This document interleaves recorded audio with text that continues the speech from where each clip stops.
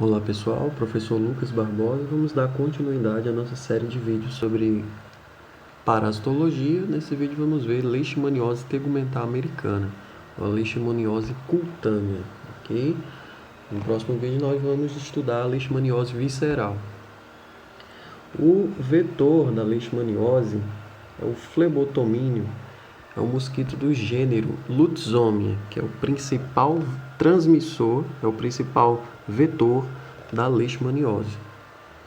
É uma doença que vai atingir principalmente os macrófagos, os monócitos, as células de defesa do nosso sangue, e que vai dar origem a feridas bastante características, com bordas elevadas, com fundo central, e que pode também dar origem à forma mucocutânea, que vai destruir, que é a forma que vai haver uma destruição das cartilagens, em especial do septo nasal.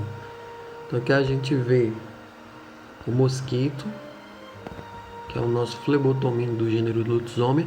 Ele também pode ser conhecido, ele é conhecido, em algumas regiões do Brasil como mosquito palha, birigui e também o tatuquita. Aqui nós temos a imagem de uma das formas evolutivas.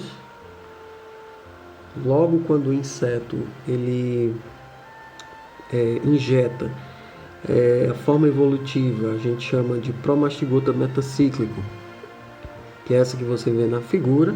E essas três imagens mostram a forma amastigota, que é a forma que nós encontramos dentro dos monócitos, dentro dos macrófagos, ok? Vamos passar adiante. A leishmaniose ela pode ter alguns reservatórios de grande importância e por isso ela é considerada uma zoonose. Maravilha? Nessa figura aqui do lado a gente vê o seguinte: o cachorro com leishmaniose ele pode ser picado pelo mosquito, pelo Lutzomia. E aí esse cachorro doente picado, o mosquito não está infectado com esse parasita. Quando pica o cachorro infectado, ele vai passar a ficar infectado com esse parasita. O que pode acontecer? Esse mosquito pode ir lá no ser humano, como aqui a gente vê, pode ir lá no ser humano, picar uma pessoa e essa pessoa vai pode desenvolver tanto a leishmaniose visceral, que nós vamos estudar no próximo vídeo, quanto a leishmaniose tegumentar, que nós estamos estudando agora. Mas existem outros reservatórios, outros focos e transmissores da leishmaniose, que pode ser, por exemplo, roedores silvestres, não só o cachorro, mas roedores silvestres, os cães silvestres, que nós já falamos, os cães. Na próxima figura, nós vamos ver mais reservatórios, por exemplo, o gambá. Isso pode acontecer com o gambá, com o tatu. Roedores a gente já viu, canídeos já viu, o tamanduá também. E o gato. O gato ele pode acabar desenvolvendo leishmaniose, apresentando características bem específicas, assim como o cachorro. Por isso que é importante vacinar seu cachorro e seu gato, beleza? O agente etiológico é a leishmaniose. As formas evolutivas são basicamente essas, a forma amastigota, que é essa mais arredondada que você vê aqui, forma amastigota. A forma promastigota, que você vê aqui, que tem uma estruturazinha mais escura, chamada kinetoplasto, que é essa daqui, que você vê. O kinetoplasto, ele está na extremidade da célula, junto com o flagelo, que nós também vemos, promastigota, forma promastigota. Veja a localização do kinetoplasto. E a forma paramastigota. A forma paramastigota que é essa daqui,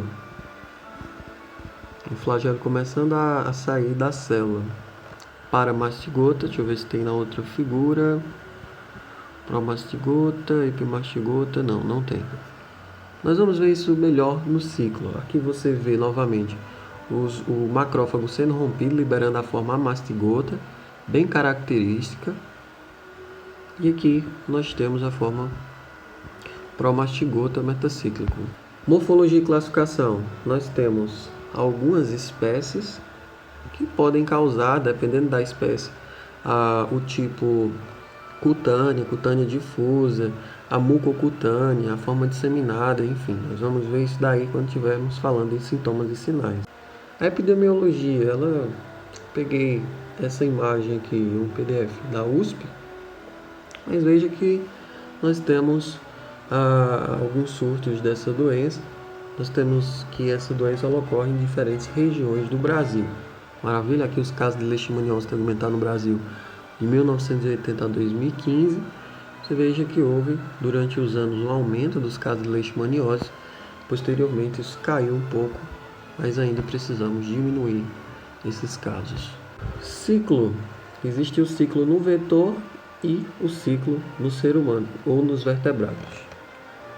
O inseto, ele vai ingerir macrófagos ou monócitos com a forma amastigota no estômago do lutzômio, do mosquito do gênero lutzômio, do nosso flebotomínio. Esses macrófagos vão se romper e liberar as formas amastigotas na matriz peritrófica. Aqui nós temos uma imagem que mostra o que seria essa matriz peritrófica, que é tipo uma membrana que recobre o material material sanguíneo que esse mosquito ingeriu. Fica dentro de uma membrana que a gente chama de matriz peritrófica. Então, vamos lá. Esse macrófago se rompe e libera os amastigotos da matriz peritrófica. Esses amastigotos eles se dividem por divisão binária e se transformam em promastigotos procíclicos. Posteriormente, esses promastigotos se dividem dentro ainda da matriz peritrófica e a membrana da matriz peritrófica se rompe, liberando esses promastigotos. E aí, dependendo dos subgêneros, dos gêneros, esse ciclo ele pode continuar de uma forma ou de outra. Por exemplo, se for o do subgênero Viania, o que acontece? Esses promastigotas procíclicos, eles vão colonizar o intestino, principalmente na região do piloro e do ilho. Vai haver a transformação desses promastigotas em paramastigotas, que vão se aderir pelo flagelo ao epitélio intestinal através dos hemidesmossomas, onde eles vão se dividir. Depois que os paramastigotas eles aderem pelo flagelo ao epitélio intestinal, eles vão se dividir. E aí vai haver, nessa região do ilho e do piloro, a transformação em promastigota metacíclico, através de um processo chamado metaciclogênese. O promastigota metacíclico, pessoal, ele tem um flagelo maior. E aí esse promastigota metacíclico vai migrar para o estômago, posteriormente para a faringe, depois para a válvula estomodial. Eles vão danificar essa válvula estomodial e vão migrar para a probóscide. E durante o repasse sanguíneo eles vão ser regurgitados, inoculados no vertebrado. Mas pode seguir um caminho diferente e parar lá no subgênero Leishmania. E aí o que vai acontecer? Eles vão se multiplicar livremente ou vão aderir à parede do estômago, posteriormente vão migrar para a região anterior do estômago, se transformar em paramastigota. Quando eles se transformam em paramastigota, vão colonizar o esôfago e a faringe, e lá nessa região, tanto no esôfago como na faringe, vão se diferenciar em promastigota metacíclico, pelo mesmo processo, que é chamado de metaciclogênese, que quando a gente tem um parasita com flagelo maior em relação ao citoplasma. Posteriormente vão migrar para a válvula estomodial da mesma forma, danificar essa válvula estomodial e migrar para a probóscide, onde vão ser regurgitados durante o repasse sanguíneo. Então esse é o ciclo no vetor. Veja aí, ó, a mastigota, depois essa mastigota, ela vai se transformar em promastigota procíclico. Esse promastigota procíclico, sempre ele vai se transformar em paramastigota primeiro, e posteriormente ele se transforma em promastigota metacíclico, que vai ser a forma infectante para o hospedeiro vertebrado.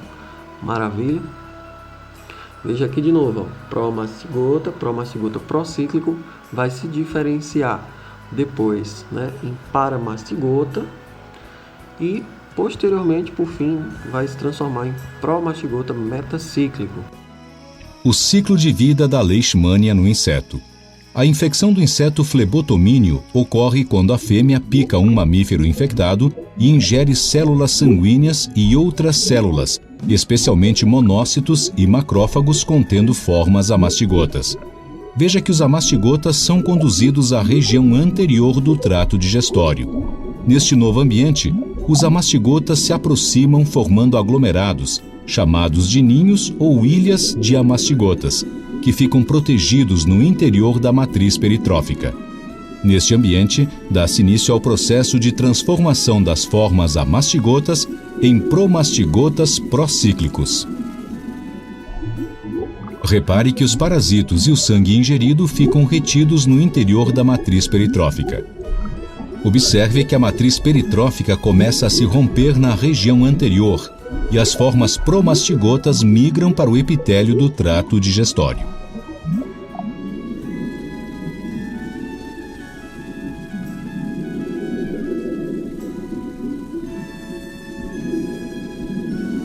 Veja que quando alcançam o epitélio, os promastigotas começam a se multiplicar sucessivamente por divisão binária e aderem ao epitélio pela região do flagelo.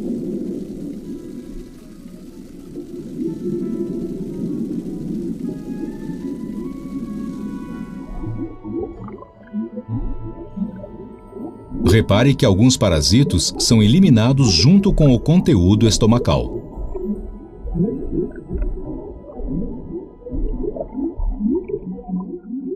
Após a divisão, os parasitos migram para a região anterior do intestino, até a válvula estomodeal, onde se concentram e sofrem um processo de diferenciação denominado metaciclogênese.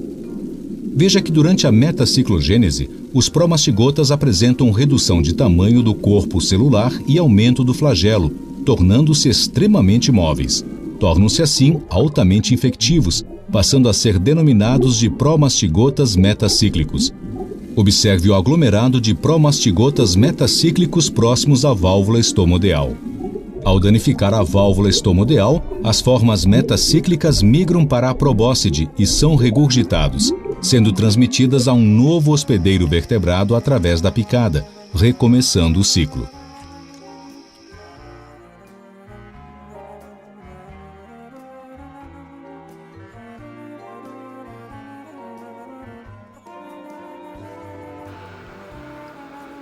E agora vamos ver o ciclo no hospedeiro vertebrado, que pode ser o ser humano, né? Então veja, o mosquito ele vai colocar na pele durante o respasse sanguíneo os promastigotas metacíclicos através do regurgitamento. Esses promastigotas metacíclicos vão ser introduzidos no local da picada durante o repasto. Maravilha. Aqui eu botei uma observação, ó. Na saliva do flebotomínio tem neuropeptídeos vasodilatadores que vão facilitar a alimentação do inseto e ao mesmo tempo vai ocorrer a imunossupressão, a resposta do hospedeiro vertebrado. Promastigota metacíclico é colocado, é introduzido no local da picada durante o repasto. Posteriormente, de 4 a 8 horas depois, esses promastigoto metacíclico vão ser interiorizados pelos macrófagos teciduais. Vai haver a formação de pseudópodes posteriormente do váculo parasitário. Rapidamente esse promastigota metacíclico vai se transformar em amastigota dentro do macrófago.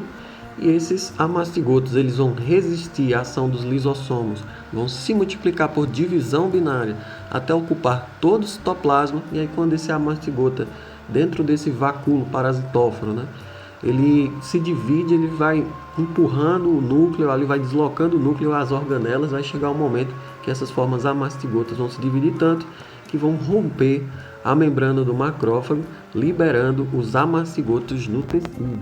E aí esses amastigotos sendo liberados no tecido sanguíneo, eles vão novamente ser fagocitados por novos macrófagos, dando origem a uma reação inflamatória naquele local. O ciclo de vida da leishmania no homem. A infecção de um hospedeiro vertebrado ocorre quando a fêmea do flebotomínio, conhecida popularmente como mosquito palha, que é hematófaga, pica um mamífero para se alimentar. Observe que durante a ingestão de sangue, o inseto infectado inocula a forma promastigota metacíclica, que penetra na pele do hospedeiro. Repare que o parasito pode invadir uma gama de células como células dendríticas,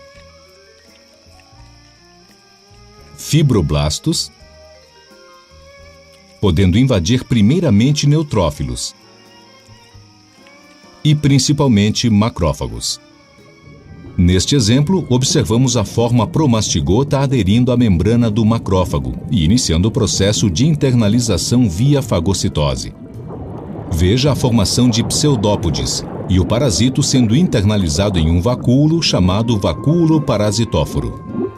Repare que no interior do vacúolo, o parasito se diferencia para a forma amastigota. Posteriormente, ocorre a fusão de lisossomos, descarregando seu conteúdo e contribuindo para a formação do vacúolo parasitóforo. Porém, note que o parasito não é alterado pelas enzimas lisossomais. Observe que no interior do vacúolo, a forma amastigota se multiplica por fissões binárias sucessivas. Note que muitos amastigotas ficam aderidos à membrana do vacúolo, preferencialmente pela sua região posterior.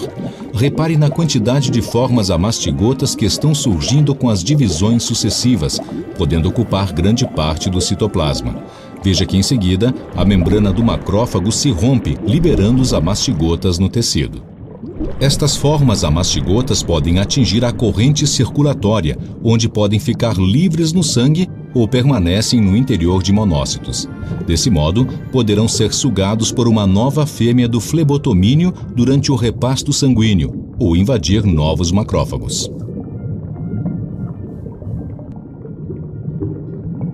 Repare agora que neste exemplo, observamos a forma amastigota aderindo à membrana de um novo macrófago.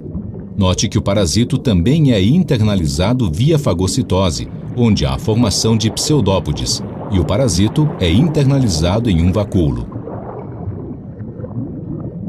Após o processo de internalização, repare que lisossomos se fundem ao vacúolo, participando da formação do vacúolo parasitóforo.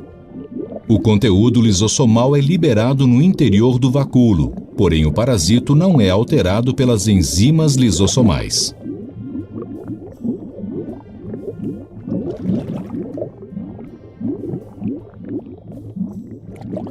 No interior do vacúolo, a forma amastigota se multiplica por fissões binárias sucessivas. Repare quantas formas amastigotas estão surgindo com as divisões celulares. Observe que o vacúolo parasitóforo passa a ocupar grande parte do citoplasma.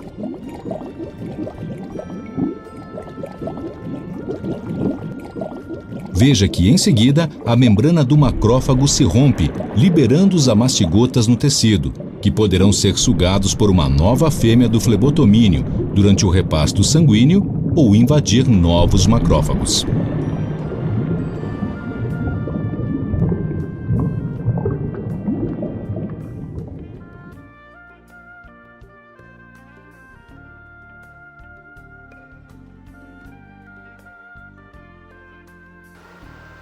Os sinais e sintomas vai depender do tipo de leishmania, do tipo de leishmania que você está tendo, depender também da espécie. Maravilha? A leishmaniose cutânea, quais são as características dela? Você vai ter úlceras únicas ou múltiplas. A densidade de parasitos na borda da úlcera, ela vai ser grande nas fases iniciais e depois ela vai ser escassa nas fases crônicas. Maravilha? Aqui nós temos um exemplo da leishmaniose cutânea, uma ferida com bordas altas, no centro mais rebaixado, pode ser mais também de uma ferida, pode ser múltiplas úlceras, né? Avermelhada, bastante avermelhada, bem característica mesmo de leishmania.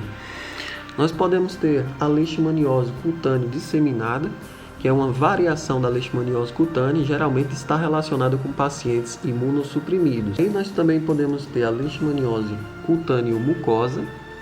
A cutânea mucosa, ela vai ser aí espundiar nariz, a gente vai chamar de nariz de tapir ou de anta, é quando ocorre, como você vê aqui, a destruição das cartilagens, principalmente do septo nasal, mas pode ocorrer a destruição de regiões um pouco mais profundas do sistema respiratório.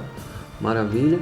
E temos a leishmaniose cutânea difusa, que são lesões difusas não ulceradas, elas não são ulceradas, é a característica dessa leishmaniose cutânea difusa, não são ulceradas e elas vão ocorrer por toda a pele.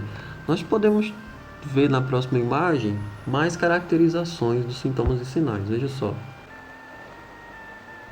Aqui nós temos casos de humanos com leishmaniose tegumentar americana e nessa primeira figura nós podemos ver a formação, a lesão inicial no dorso da mão direita e o envolvimento ganglionar subsequente. Vai haver um envolvimento ganglionar, os gânglios vão ficar inchados naquela região próxima, né, onde houve a picada.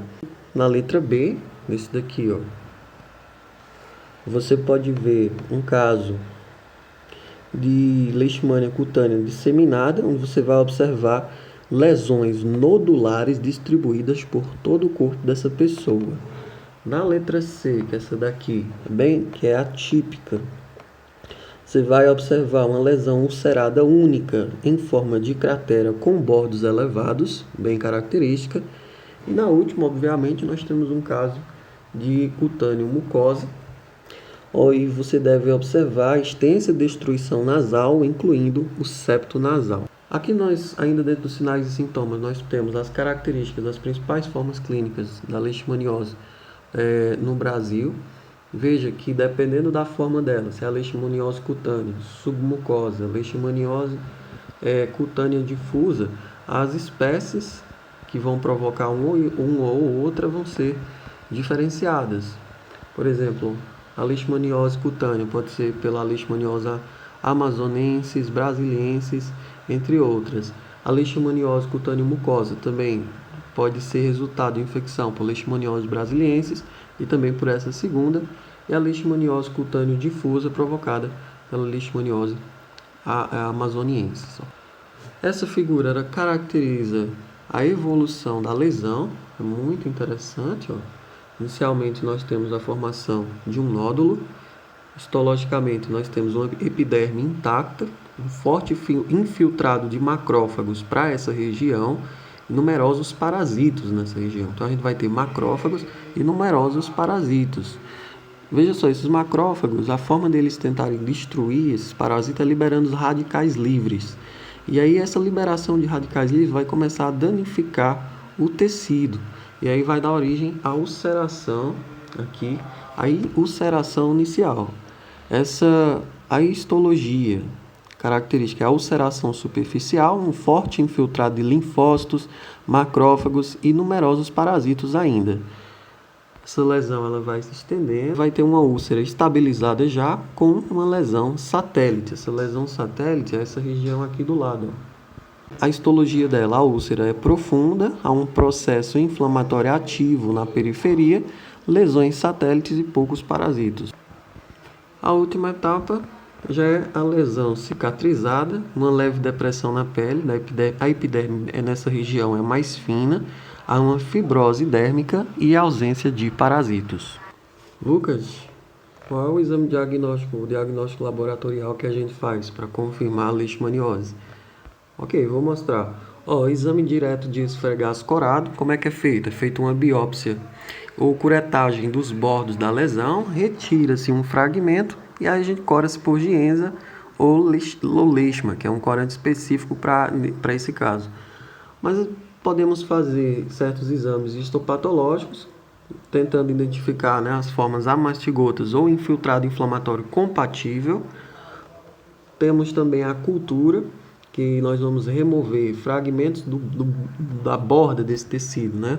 Ou fazer a aspiração dos bordos dessa lesão, ou de linfonodos infartados nas áreas próximas, ou nós vamos inocular esse parasita em animais a partir dessa remoção de um fragmento. Normalmente o hamster é o animal mais utilizado para o isolamento da leishmania.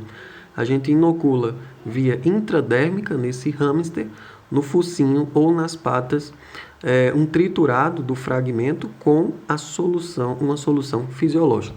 Por fim, nós temos ainda o uso da PCR como diagnóstico laboratorial. Profilaxia. Profilaxia são essas daqui, ó. notificação e tratamento precoce dos casos de infecção humana, prevenção do contato com o vetor, né? E aí você deve colocar telas nas janelas, combate ao inseto flebotomínio, do gênero Lutzomia, né? Que é o mais importante, construção de casas a 500 metros da mata e controle de reservatório. Nós podemos falar ainda do outro lado, você vê, evitar o desmatamento, que aí você desloca esses mosquitos para as casas. Uso de repelentes, telas nas portas e janelas nós já falamos. O repelente ele vai, como o próprio nome já diz, repelir esse mosquito.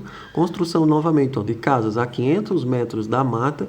Combater os cães com leishmaniose. Você vai ter que... É bom vacinar para que ele não tenha, né? Mas infelizmente, se ele tiver, pode ser necessário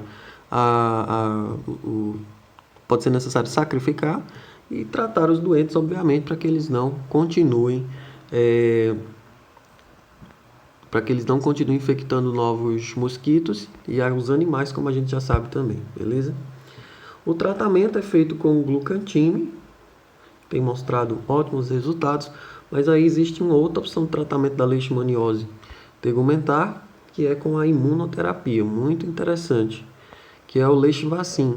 Pode ser usado leishvacin seriado, leishvacin associado ao BCG, leishvacin associado ao BCG novamente, leishvacin seriado, né, associado ao BCG, e o leishvacin associado ao BCG com o glucantime. Última opção, interferon gama humano recombinante. Maravilha. Bom, o que eu tinha para falar sobre leishmaniose era isso. Até o próximo vídeo.